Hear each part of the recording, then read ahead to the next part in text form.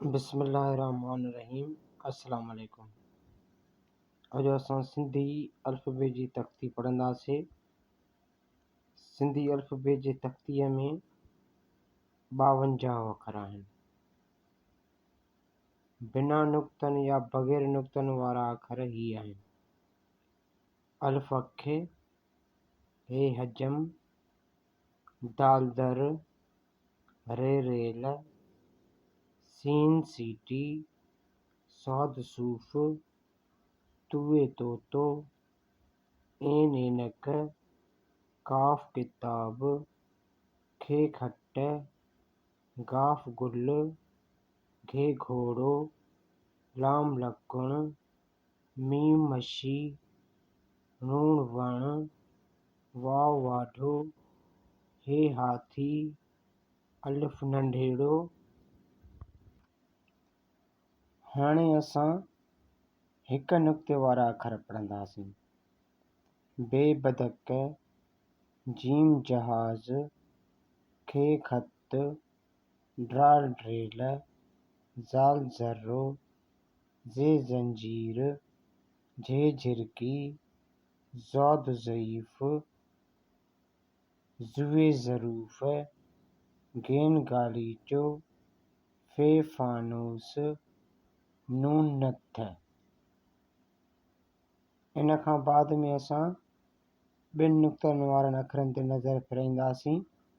ॿिनि नुक़्तनि वारा अखर ही आहिनि: ॿे ॿकेरी या ॿे बुक, ते तारो,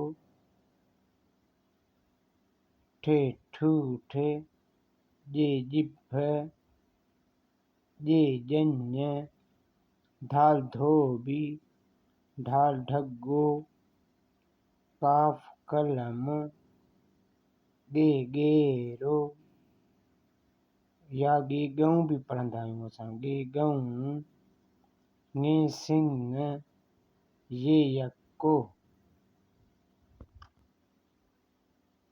हाणे असां टिनि नुक़्तनि वारा अखर अल्फ़बे जी तख़्तीअ में जेके टिनि नुक़्तनि वारा अखर आहिनि उहे पढ़ंदासीं: टे टोपी, से सवाब, पे पग, चे चंड, ॾाल ॾेॾर, छीन छींहं। इन खां बाद में हाणे असां चइनि नुक़्तनि वारा अखर पढ़ंदासीं: भे भित, थे थेलो, शे छटी, फ़े फ़ीथो, ड़े माड़ी। अचो त हाणे अल्फ़बे जी तख़्तीअ खे तरतीब सां था पढ़ूं।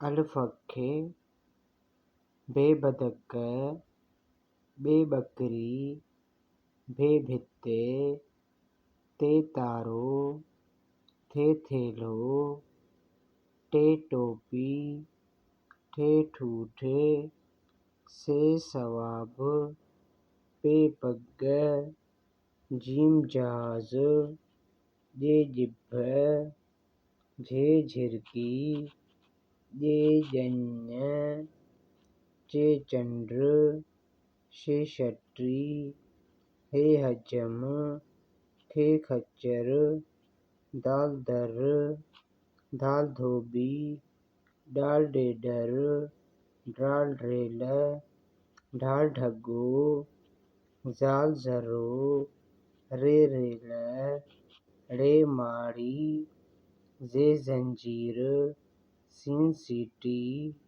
छीन छींहं, सौद सूफ़, ज़ौद ज़ईफ़, तुए तोतो, ज़ुए ज़रफ़, ऐन ऐनक, गेन गालीचो, फ़े फ़ानूस, फ़े फ़ीथो, काफ़ कलम, काफ़ किताब, खे खट, गाफ़ गुल, ॻे ॻेरो, घे घोड़ो, ङे सिंङ, लाम लकुण, मीम मच्छी, नून नथ, लूण वण, वाव वाढो, हे हाथी, अलिफ नंढड़ो, ये यको।